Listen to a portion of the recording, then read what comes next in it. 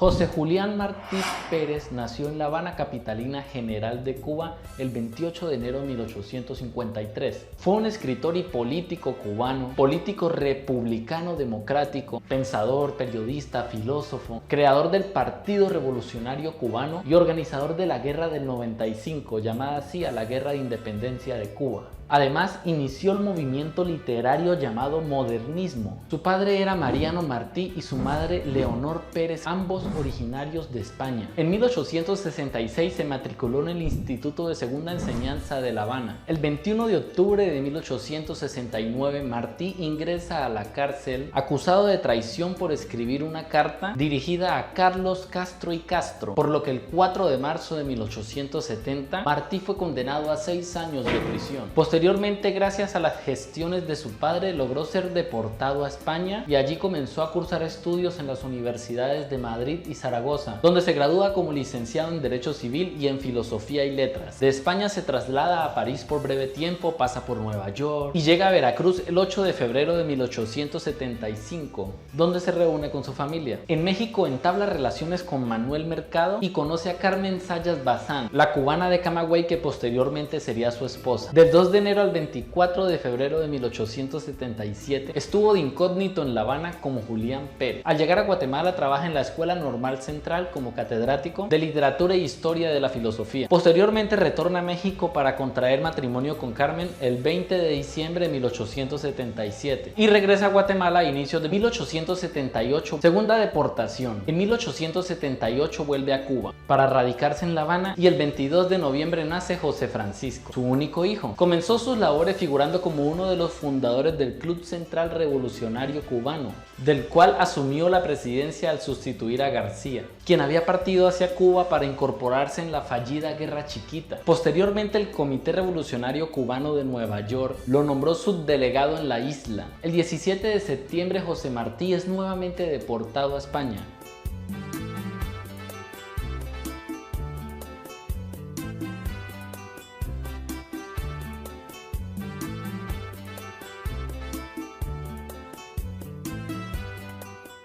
Bueno, ahora vamos a hablar acerca del ensayo de Nuestra América de José Martí. Pero antes de esto me gustaría hablarles un poco acerca del contexto histórico para que comprendamos en qué se basó este ensayo, qué fue lo que lo inspiró, qué fue lo que llevó a José Martí a crearlo. Entonces vamos a estar analizando el contexto histórico y la búsqueda de la identidad. Entonces vamos a estar hablando de Estados Unidos, América Latina y del mismo José Martí. Bueno, pues en el principio, como todos sabemos, pues el continente americano estaba ocupado por aborígenes, por nativos, y pues llegó Cristóbal Colón y España empieza su etapa de colonización. Y con ellos traen negros africanos, hubo un mestizaje, un desarrollo, creación de virreinatos y todas esas cuestiones. Y con el tiempo pues hubieron muchas generaciones nacidas en América. Así que todos sus descendientes, lo mismo del norte que del sur que del Caribe, entendieron que ellos no tenían que ser colonia de nadie, sino dueños de sus propios territorios, de sus propios países, de usar sus propios recursos para crecer y desarrollarse y no estar dependiendo de nadie. Bueno, los primeros en alcanzar la independencia fueron los Estados Unidos, que ya eran colonia de los ingleses, pues cuando vinieron los españoles, los franceses, los portugueses y los ingleses también se unieron a él a colonizar y pues cada uno cogió una porción del continente americano. Los ingleses pues la parte este de los Estados Unidos, los españoles pues el resto de América, a excepción de Brasil, que fue Portugal quien lo colonizó. Bueno, así que los Estados Unidos fueron colonizados desde el año 1600 hasta el año 1775, que lograron su independencia. O sea, ¿cuántas generaciones hicieron falta para que ellos tomaran conciencia de eso? De que ellos no tenían que ser colonia de nadie, de querer tomar su independencia. O sea, ¿cuántas generaciones hicieron falta para crear su propia identidad? De no ser como los ingleses, como los franceses, como los portugueses ni como los españoles, sino como ellos mismos, son una identidad propia. Bueno, empezamos por los Estados Unidos. Ellos obtuvieron su independencia y, bueno, la historia es muy larga, pero en el año 1775, después de muchas guerras, de muchas batallas, de mucha lucha, pues obtuvieron su independencia. Los descendientes de todos los ingleses, incluyendo mestizos, negros, todos esos descendientes que emigraron a los Estados Unidos, o sea, lucharon por esa independencia. y ganaron todas las guerras contra Inglaterra. Luego de esa independencia, pues ellos crearon una constitución que existe hasta hoy en día. O sea, no es perfecta, pero es una constitución donde ellos buscaron su propia identidad. O sea, ellos tienen una forma de ser diferente que los ingleses, diferente que los españoles, que los franceses. Como dije, no es perfecta, pero les ha funcionado. A su constitución le llamaron del pueblo, para el pueblo y por el pueblo. O sea, el pueblo puede participar en esa constitución, no como sucede por acá. Bueno, ahora vamos a América Latina. De sur a norte tenemos Argentina, Brasil, Uruguay, Paraguay, Chile, Perú, Ecuador, Bolivia, Colombia, Venezuela, Panamá, Honduras, Costa Rica, Nicaragua, Salvador, México y el Caribe. Pronto se me queda alguno por ahí. Pero sucedió lo mismo. Ellos también, después de tantas generaciones nacidas, también lucharon por su independencia. Y al igual que en Estados Unidos, pues también hubo mucho mestizaje, esclavos, tribus indígenas esparcidas, masacradas.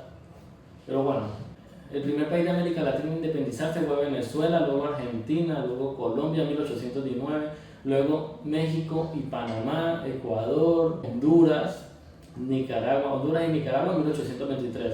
Bolivia, Uruguay y Brasil, que se libró de Portugal.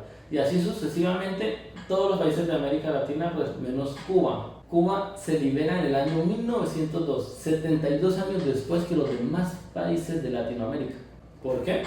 Pues bueno, José Martí nace en el año 1853, 24 años después que ya América Latina, casi todos los países habían obtenido su independencia.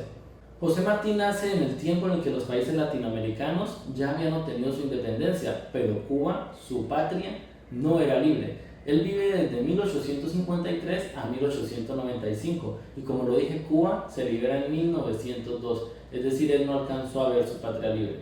En esa época también estaba en apogeo la industrialización. A diferencia de América del Norte, lo que es América del Sur, Centroamérica y el Caribe, en estos territorios nadie estaba interesado en la unión y no sabían cómo adoptar un nuevo gobierno después de todos esos elementos heredados del colonialismo español.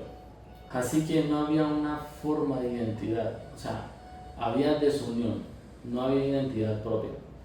Trataban de ser como los Estados Unidos, como Europa, como otros países, pero nunca establecieron su propia identidad. Y dentro de su propio pedazo de tierra, ¿vale? Quedaba el negro para allá, el blanco para acá, el mestizo para acá, las mujeres para allá. Eso no es unión, o sea, ellos mismos se discriminaban. Era una lucha en ese tiempo de ricos y pobres, lucha por el poder, mientras que en Estados Unidos pues era una unión total y por eso progresaron tanto. Ellos buscaron invertir en América Latina, Europa también lo hizo, pero América Latina se endeudó, no pagó, y hasta hoy todavía existe esa deuda. O sea, en ese caso, si se hace negocio externo y no pagan, pues no vuelven a negociar contigo. Entonces, América Latina le debía a Europa, le debía a Estados Unidos, y entonces esta renuencia a pagar la deuda externa estancó la economía de América Latina. Bueno, Martí vive toda esta desunión de América Latina y agoniza por la libertad del único país que todavía no es libre, Cuba. Bueno, él diría, ¿qué tal si nos unimos y creamos una identidad propia? Pues era una época difícil. Él se expresaba a través de metáforas, es decir, en una forma de no decir directamente lo que pensaba. Y este método en el que él escribía, pues solo lo entendía la gente que estudiaba. La gente de la clase baja que no estudiaba, pues no entendía nada. Y José Martí pues creía que el egoísmo era lo que no le había permitido a Cuba unirse, así como los Estados Unidos, que crearon una constitución del pueblo, por el pueblo y para el pueblo, donde el pueblo puede ser partícipe de las decisiones que se tomen en la nación. O sea, así como ellos, ¿por qué Cuba no crear también su propia identidad? Pero pues al estilo cubano, porque no se trata de copiar identidades, sino de buscar una identidad cultural propia. Eso era lo que sugería José Martí, la búsqueda de la identidad propia. Y son esos países de Latinoamérica que obtuvieron independencia veintitantos años antes de que José Martí naciera, lo que le motiva a crear su ensayo de Nuestra América. Con la introducción que acaba de realizar mi compañero, pues nos permite conocer un poco más el contexto acerca del texto de Nuestra América por José Martí. Ya vamos a entrar un poco más en detalle acerca de ideas que nos parecieron importantes. La primera idea que expone José Martí es: trinchera de ideas vale más que trinchera de piedras.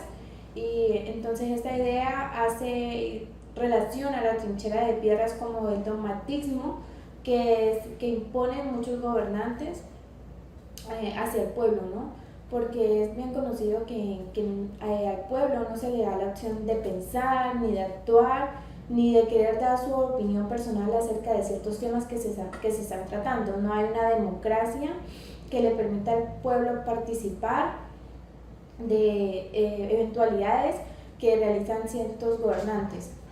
Entonces se dice que trinchera de piedras hace idea al dogmatismo que se le impone a las personas y a la forma de no permitirle tener ideas individuales y a pensar de forma diferente a la que se les impone, ¿cierto?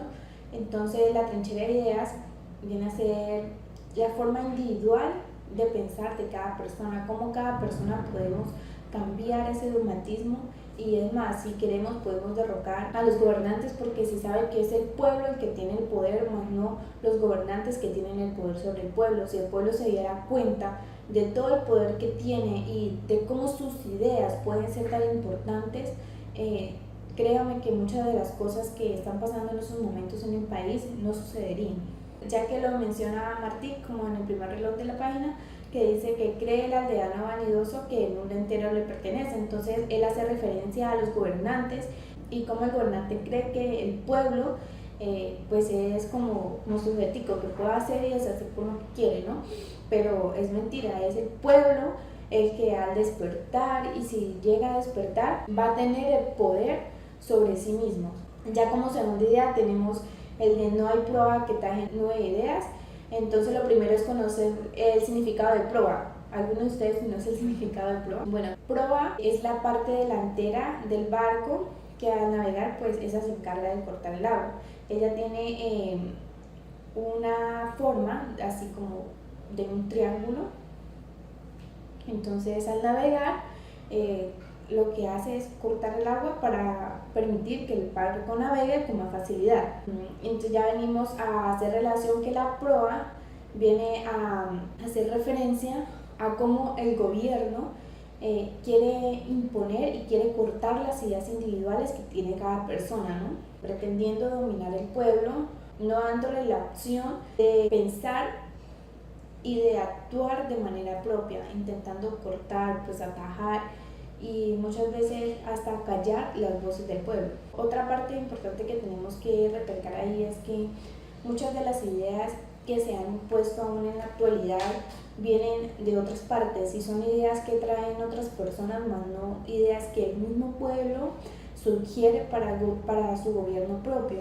Entonces esto también hace énfasis en el déficit y en el dogmatismo en que se está imponiendo y que se ha impuesto aún desde la actualidad a las personas, ¿no? Y cómo el pueblo ha venido y sigue siendo sometido por eso mismo, porque muchas de las ideas por las que se gobiernan son tomadas de Europa, de Estados Unidos, de otras partes que a la verdad no encajan con las necesidades que se tienen en el pueblo colombiano. En esta tercera idea, Matic hace el llamado al despertar al pueblo americano, a que se debe impedir que una potencia como Estados Unidos domine y someta al pueblo a sus deseos, haciendo referencia a esto como el monstruo de las 7 lenguas, ya que si el pueblo no se unía para impedir esto, no tendrían oportunidad de vivir bajo sus propias leyes y normas que ellos mismos quieren imponer, ¿no? Como cuarta idea tenemos el gusano de corbata, que está haciendo referencia a los gobernantes y a los dirigentes, ¿no? Porque Martí en el texto nos hace énfasis en el que nosotros como pueblo latinoamericano nos debemos sentir orgullosos de ser este pueblo latinoamericano, de no porque mi papá es indígena yo me voy a sentir mal porque mi papá es indígena, o porque provengo de una comunidad indígena, o porque mi papá es agricultor yo me voy a sentir mal porque mi papá es agricultor. Entonces Martí hace especial énfasis en eso, en que debemos tener una apropiación cultural y debemos saber y conocer un poco más acerca del lugar donde vivimos, y no solamente por lo que hemos conocido en los libros o por lo que hemos escuchado. Entonces él hace referencia en especial al gusano de corbata, dando lugar a los gobernantes. Como quinta idea es: no hay batalla entre la civilización y la barbarie, sino entre la falsa erudición y la naturaleza. Martí nos hace referencia aquí a que la civilización y la barbarie se da por una sola cuestión, y es que la erudición, que no sé si ustedes conozcan el significado, pero es el adquirir un conocimiento por medio de libros o de otro tipo de documentos que le permitan adquirirlo, ¿no? Entonces él decía que la erudición se debe especialmente a eso, a que muchas de las personas que gobiernan en la actualidad no tienen el conocimiento ni conocen las necesidades por las que está pasando el pueblo. Pongamos un ejemplo más cercano, digamos en Colombia. Muchos de los gobernantes que se han dado acá en Colombia no conocen en realidad las necesidades del pueblo colombiano y vienen a imponer otras normas como digamos Estados Unidos. Entonces eso no va a ser muy factible, porque aunque impongan otras normas que digamos en ese lugar pueden funcionar, pero acá en Colombia no puede funcionar porque son muy diferentes las necesidades. Es algo así como la educación, por eso la educación tiene tantas falencias, porque se imponen diferentes formas de ayudar a la evolución de la educación, pero que provienen como de China, y sabemos que China está mucho más evolucionado que Colombia. Entonces a eso se debe a que muchas veces no se conocen en realidad las necesidades que se tienen y que se deben implementar o que se deben estudiar, y se vienen a implementar nuevos métodos que no van a servir, ¿no? Otra idea que tenemos ahí es el de resolver el problema después de conocer sus elementos. Es mucho más fácil que resolver el problema sin conocerlos. Entonces a eso me refería anteriormente, a que muchos de los gobernantes vienen a tratar de resolver ciertos problemas que se tienen, pero antes sin conocerlo y sin tener una formación previa. Otra idea que retoma Martí en el texto es: éramos charreteras y togas en países que venían al mundo con alpargatas en los pies y bichas en la cabeza. Charreteras es como algo aquí que tienen los militares, que es algo como de reconocimiento, y vincha viene a ser como las balaquitas que muchas veces nos colocamos las mujeres. Entonces a lo que Matías hace referencia es que queremos imitar a otras personas sin conocer en realidad lo que aquí se tiene. Entonces por eso él llama, dentro de este ensayo, él hace un llamado en especial a la apropiación cultural, porque no se tiene una apropiación cultural del lugar donde se vive, ni se conoce en realidad toda la parte donde vivimos, ¿sí? Porque muchas veces lo que conocemos es por libros, o porque nos lo han contado, o porque lo hemos visto en televisión, y eso a veces es muy falso. Entonces tenemos que tratar de indagar un poco más, ¿no? Otra idea que plantea ahí Martí en el texto y que hace mucha referencia a lo que ya les he mencionado anteriormente es el vino de plátano, y si sale agrio es nuestro vino. Entonces anterior a esto Martí hace un llamado a los jóvenes, especialmente a que nos apropiemos, a que conozcamos y a que creamos y creemos productos propios de la región donde nos encontramos. Es como decir aquí en el Caquetá: si sale un vino de Arasay, si sale fuerte, pues es vino de Arasay, es vino propio del caqueteño. Como se ve aún en la actualidad, como digamos productos que en vez de exportarlos, los importan, aún teniendo productos de calidad y de buena economía para las personas que viven del lugar, como decir en el Huila, que se vive del café, ¿no? Muchas veces el café que se consume en el Huila es importado, sabiendo que en el Huila se tiene café de muy buena calidad y café con alto rendimiento, que más debería de ser exportado, y esto a la vez le daría una oportunidad a los cafeteros y a las familias que viven de este producto, ¿no? Bueno, para concluir, entonces tenemos que Nuestra América es un llamado a la apropiación cultural que hace José Martí, y el llamado a los jóvenes a conocer un poco más del lugar donde se vive, y a conocer y a informarnos más acerca de todo lo que está pasando y de lo que ha pasado, para así no caer en el error de creer en cosas que no son ciertas, ¿no? Entonces, ¿por qué nuestra América hace parte del modernismo? Porque aquí nuestra América y lo que expone José Martí viene a ser a la luz del ser, a la luz del otro. Entonces viene a dar una apropiación cultural y esto hace parte del modernismo, ya que no solamente se enfoca en cosas externas, sino en el ser como persona y en el ser en relacionarse con otros y a la apropiación cultural que se da, ¿no? Algo muy importante que también hace parte del modernismo aquí dentro de este texto es acerca de lo dulce y lo útil. ¿Por qué esto? Porque él, para escribir este ensayo, él lo hace de una forma y en un lenguaje muy dulce al momento de leerlo, utilizando palabras que son propias de una persona letrada y que son propias para como lo fue José Martín, ¿no? ¿Y por qué útil? Porque nos sirve como reconocimiento y para entender en realidad la situación en la que vivimos y cómo muchas veces no tenemos la apropiación cultural del lugar donde vivimos.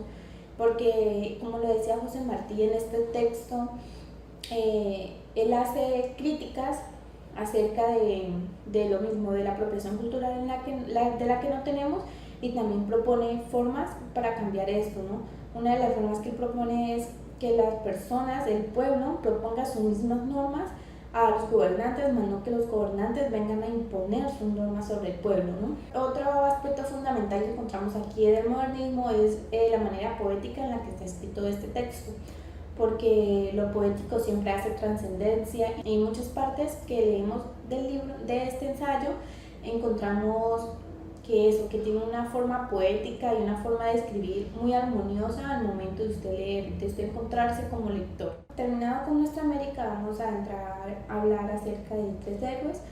Tres héroes inicialmente fue un cuento para niños, porque menciona de una forma muy chévere acerca de estos tres héroes y nos da a conocer el por qué debemos conocer y por qué debemos investigar un poco más acerca de estos libertadores. Martí en este texto nos habla de cómo debemos querer a los libertadores que pelearon por la libertad, ¿no? Por eso en este texto Martí expone en tres héroes la importancia de pensar, hablar y actuar como uno quiere,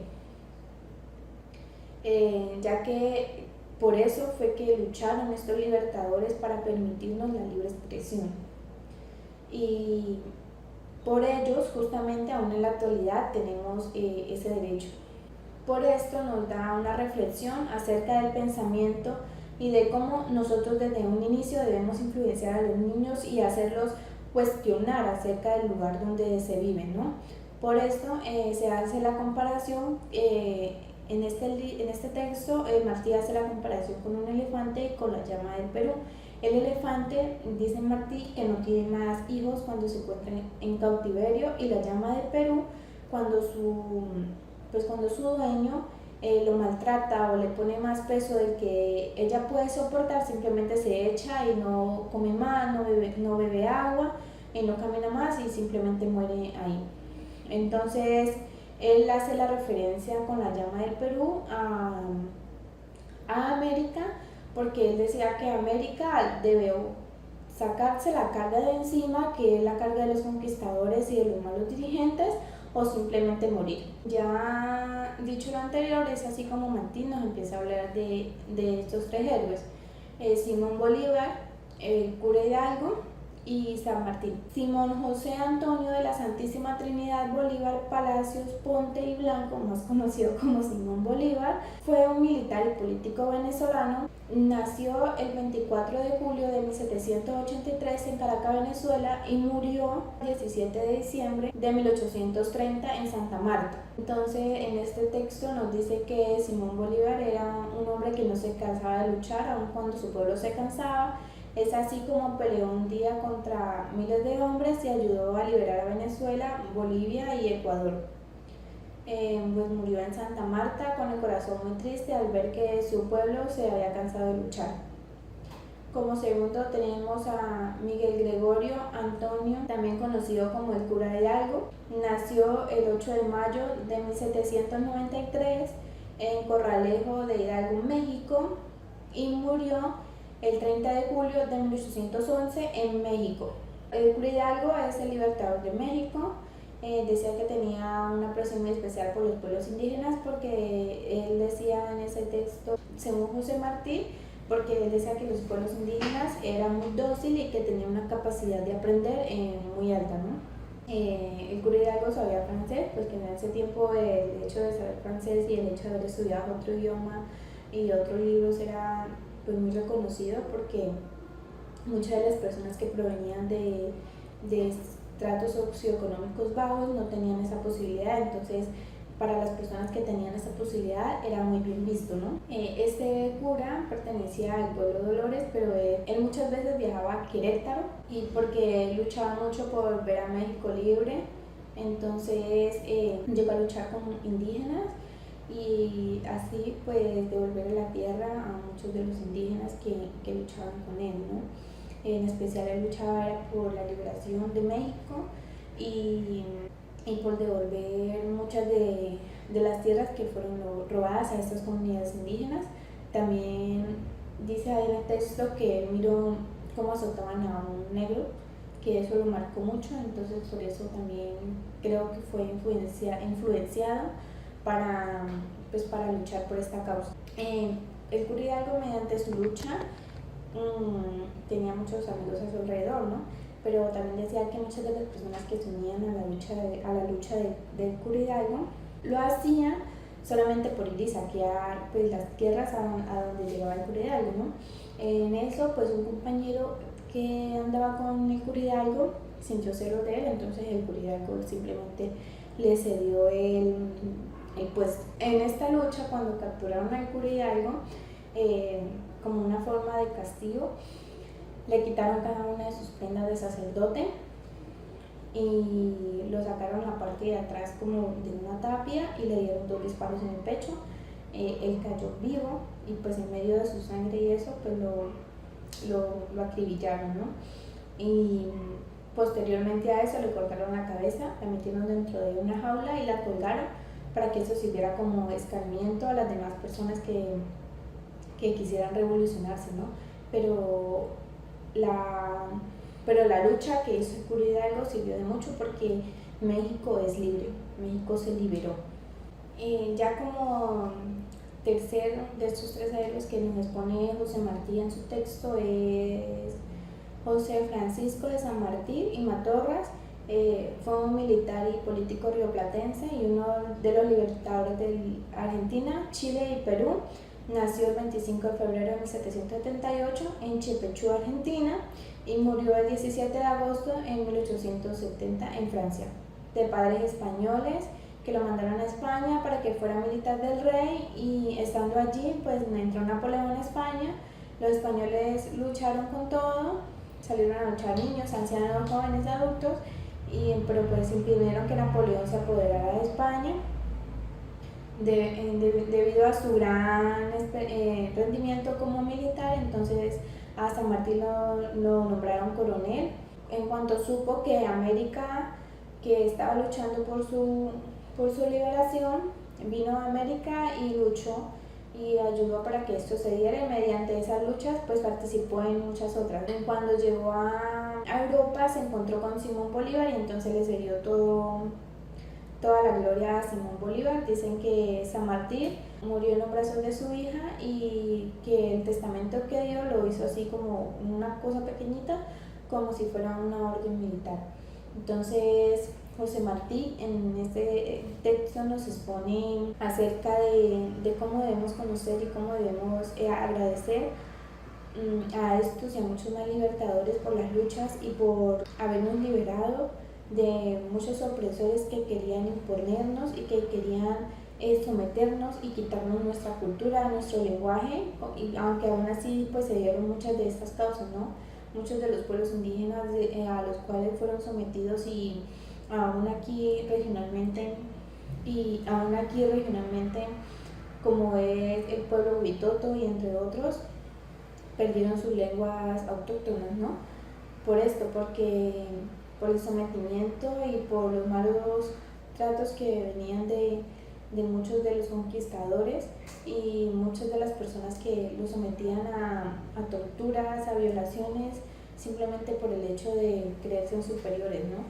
Entonces, a eso es el llamado que nos hace José Martín Trejero, a que muchas veces se juzgan a estos héroes simplemente porque cometieron pues unos errores, pero como dice José Martí ahí, el mismo sol la misma luz con la que brilla el sol es la misma luz con la que quema. Entonces también hay que hacer referencia a eso, a que muchas veces nos encargamos de juzgar, pero muy pocas veces miramos en realidad toda la labor que hicieron y de cómo dejaron muchas veces a sus familias y en el caso de Simón Bolívar, que dejó su riqueza para luchar por una causa, ¿no? Pues Simón Bolívar se sabe que tampoco fue una perita en dulce, pero gracias a eso se logró la emancipación de Colombia, ¿no? Entonces a eso es el llamado, a que busquemos un poco más, a que indaguemos un poco más y que conozcamos un poco más acerca de estos libertadores, para que nos permita conocer así la historia de lo que en realidad pasó y de lo que en realidad tuvieron que pasar estos libertadores para obtener esta liberación. Ahora vamos a hablar de Ismaelillo. Bueno, pues se considera Ismaelillo como la primera obra publicada de toda la producción poética de José Martí. Se trata de un compuesto de 15 poemas, entre los cuales encontramos Príncipe enano, Sueño despierto, Brazos fragantes, Mi caballero, Musa traviesa, Mi reyecillo, Penachos vívidos, Hijo del alma, Amor errante, Sobre mi hombro, Tábanos fieros, Tórtola blanca, Valle lozano, Mi despensero y Rosilla nueva. Y es precisamente en Ismaelillo donde podemos comprobar lo que dije acerca de que José Martí escribía con metáforas, es decir, en este tiempo se le conoce como políticamente correcto, una escritura que solo pueden entender los estudiados. Y esto pues lo vamos a comprobar leyendo la dedicatoria de Ismaelillo, que dice así: Hijo, espantado de todo me refugio en ti. Tengo fe en el mejoramiento humano, en la vida futura, en la utilidad de la virtud y en ti. Si alguien te dice que estas páginas se parecen a otras páginas, diles que te amo demasiado para profanarte así. Tal como aquí te pinto, tal que han visto mis ojos, con esos arreos de gala te me has aparecido. Cuando he cesado de verte de una forma, he cesado de pintarte. Esos riachuelos han pasado por mi corazón, llegan al tuyo. Cualquier persona al escuchar este poema creería rotundamente que José Martí se está refiriendo a su hijo Ismael, pero no es así del todo. Pues resulta que esto es el camuflaje. Esa es precisamente la metáfora que usa para referirse a Cuba, su patria. Y sí, se refiere a Cuba como un hijo y da la casualidad que él es considerado precisamente como el padre de la patria, el cual es un honor que por supuesto se merece. Y así, Ismaelillo es un compuesto de poemas que va dedicado a su patria Cuba, aunque camuflado obviamente en el amor tan grande que él posee por su hijo, que ahí también queda claramente demostrado. Por lo que recomiendo muchísimo la lectura de estos poemas de Ismaelillo. Bueno, ahora vamos a leer Académica, que es otro de los poemas más emblemáticos que tiene José Martí, y dice así: Ven, mi caballo, a que te encinche quiere, que no con garbo natural el coso al sabio impulso corra en la vida, sino que el paso de la pista prendas, y la legua del látigo, y sumiso des a la silla el arrogante lomo. Ven, mi caballo, dicen que en el pecho lo que es cierto no es cierto, que la estrofa ígnea que en el hondo de las almas nace, como penacho de fontana pura que el blando manto de la tierra rompe y en gotas mil arreboladas cuelga. No ha de cantarse, no, sino las pautas que en el montecillo azucarado y hueco encasacado dómines dibujan. Y gritan, ¡al bribón! Cuando a las puertas del templo augusto un hombre libre asoma. Ven, mi caballo, con tu casco limpio a yerba nueva y flor de llano oliente, cincha se estruja, lanza sobre un tronco seco y piadoso donde el sol la avive, del repintado dómine la chupa. De hojas de antaño y de romanas rosas orlada y deslucidas joyas griegas. Y al sol del alba en que la tierra rompe, hecha arrogante por el orbe nuevo. Académica, que también está expresada por medio de metáforas, se refiere a la doctrina a la que está sometida la educación, la sistematización que existe sobre la manera de enseñar a los estudiantes. Los estamos adoctrinando para que sigan reglas, para que no piensen por sí mismos. No estamos dejando que creen ese pensamiento crítico y libre que debería ser partidario de una educación integral. Bueno, entonces académica vemos que hace parte como de un adiestramiento. Se quiere someter a los estudiantes a no darle la libertad y una voz propia y una actitud crítica frente a la realidad que se está viviendo. Y pues no solamente vemos esto en la educación, sino en otros aspectos sociales de la vida y que constantemente estamos interactuando con ellos. Si nos vamos a un contexto no muy lejano y lo situamos en la religión, vemos que la religión también muchas veces somete y impone muchas reglas a las personas de esa creencia, ¿no? Y no solamente de la creencia religiosa, sino de cualquier otra creencia. Entonces, Académica es un poema que expresa ese sometimiento que se está dando y cómo hace parte de la modernidad porque hace alusión al ser, hace alusión a expresarse de una manera libre y a no hacer parte de este dogmatismo que se está viviendo. Entonces, Académica es un poema que rompe esquemas y barreras y marca incluso una nueva corriente del modernismo. ¿Por qué? Porque se está dando una educación con el sujeto, que le permitan a los estudiantes ser partícipes de la toma de decisiones y de todo lo que ello implica con respecto a la educación, y no solamente los estudiantes, sino también al pueblo en sí, en generalizado, ¿no? Porque uniendo un poco esto con Académica con Nuestra América, vemos que José Martí nos da unas propuestas de cambio para tener así un gobierno mejor, ¿no? Entonces él nos dice que la barbarie se da ¿por qué? Porque el mismo pueblo permite que los gobernantes apliquen sobre ellos normas a su antojo, más no que el pueblo proponga normas para su propio gobierno, ya que el pueblo es el que conoce las necesidades en sí y el que conoce en realidad qué es lo que necesitan para llevar a un buen gobierno. Es decir, los gobernantes son los principales opresores del sistema educativo, los principales culpables de lo que señala José Martí en su poema de Académica. Así como lo decía Simón Bolívar, porque en los tres héroes vemos que él hace especial énfasis en estos libertadores y Simón Bolívar luchaba ¿por qué? Por liberar al pueblo de los gobernantes opresores. Por esto es que Simón Bolívar llevó a cabo tantas batallas y logró la independencia de la Nueva Colombia y entre otros países, ¿no? Entonces vemos que Académica, cuando hacemos referencia al caballo, no está muy lejos porque al caballo se quiere domar. Un caballo es libre, sí. Entonces al domarlo le quitamos esa libertad, esa forma de expresarse, esa forma de ser al natural. Entonces cuando domamos algo lo estamos sometiendo a nuestras reglas y a lo que nosotros queremos, ¿no? Y es que aquí la comparación con el caballo es precisamente ese adiestramiento, esa doctrina sobre la cual tienen a los estudiantes de cada país de Latinoamérica. La verdad es que no es solo en Cuba, no es solo en Colombia, sino en general en Latinoamérica. Gobernantes opresores que sistematizan la educación para usarla a su conveniencia, es decir, para que no se formen personas críticas que puedan de verdad opinar en contra de sus mandatos, de sus gobiernos, de su poder y tal vez llegar un día a destruirlos.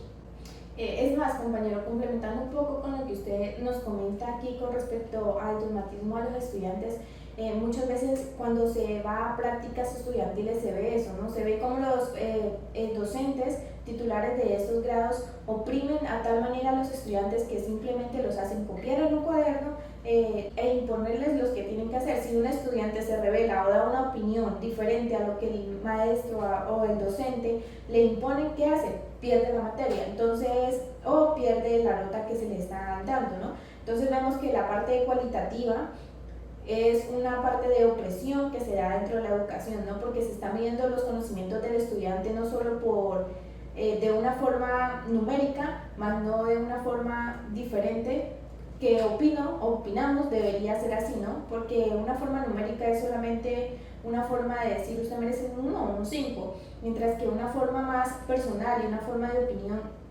del estudiante cuenta más y es más valorativa, ¿no? Y es que precisamente esa manera cuantitativa de valorar a los estudiantes por medio de ciertas notas, pues no es muy acertada porque no se está valorando la integridad de conocimientos del estudiante, sino lo que el profesor quiere o lo que el profesor pretende que el estudiante sepa, pero no lo que el estudiante realmente sabe, sus verdaderos conocimientos, que eso es lo que se debería valorar. Es más, compañero, muchas de las veces que se insiste en que la educación debe mejorar no está muy lejana al sistema, ¿no? Porque por más propuestas diferentes que se tenga el docente y que quiere implementar con los estudiantes, se sabe que el sistema consume y que el sistema impone. Entonces vemos que el docente también por medio del sistema está dogmado y simplemente es una imposición de lo que debe hacer, de lo que debe decir y de lo que debe enseñar.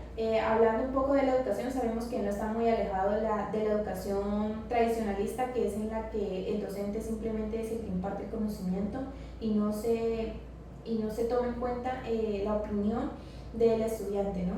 Entonces, si al momento de implementar este poema académica de José Martí de la realidad, nos damos cuenta de que muchas de las cosas que hacemos simplemente es un dogma que nos han impuesto y de cómo debemos actuar frente a una sociedad. Sabemos que una persona de por sí es sociable, porque si no es sociable, pues se aísla completamente y ya lo tildan de raro o cualquier motivo, ¿no? Entonces, por eso precisamente cuando se dogma el caballo, se está integrando, ¿no? Entonces, al usted tener una opinión diferente, una opinión crítica frente a algo, va a hacer que las personas que están interesadas en que usted no piense y no opine, pues se sientan amenazadas. Bueno, y ahora queremos escuchar junto a ustedes una canción que representa muy bien lo que expresaba José Martí en sus versos del alma. Gracias.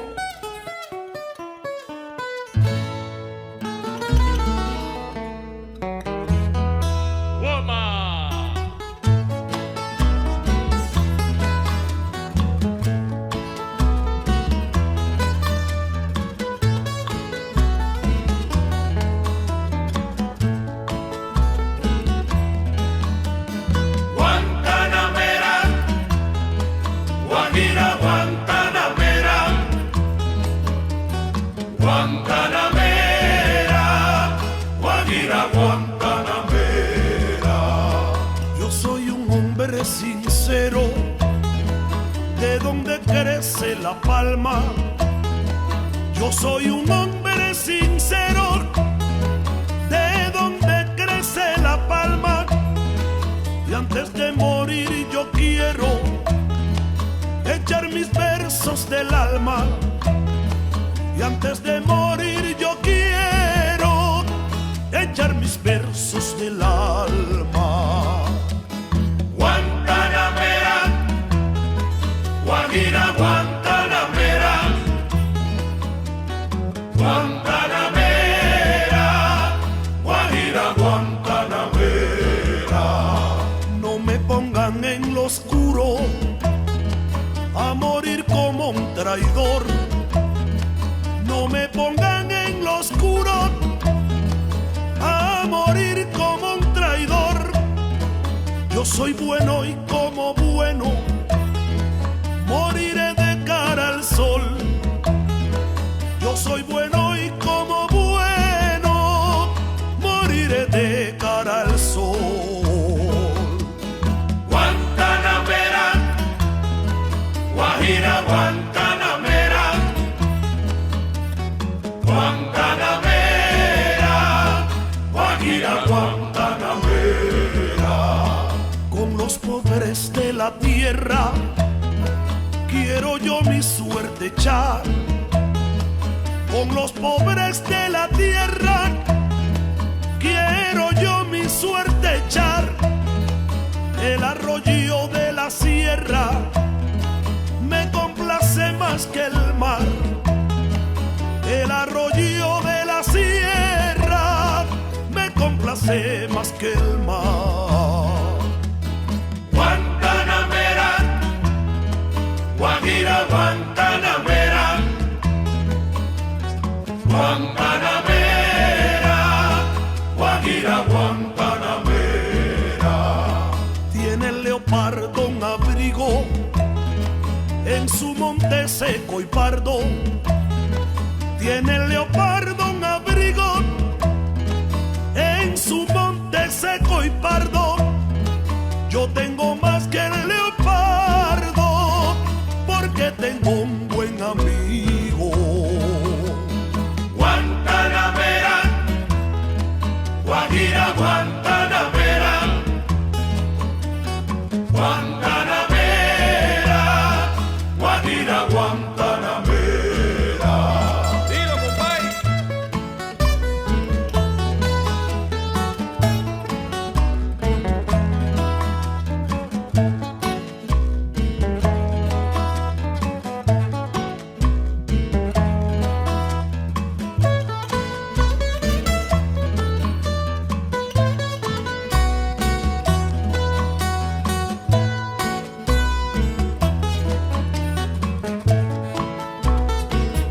Ahí nomás. Guantanamera, Guajira, Guantanamera, Guantanamera, Guajira, Guantanamera. Guantanamera, Guantanamera, Guantanamera, Guantanamera, Guantanamera, Guantanamera,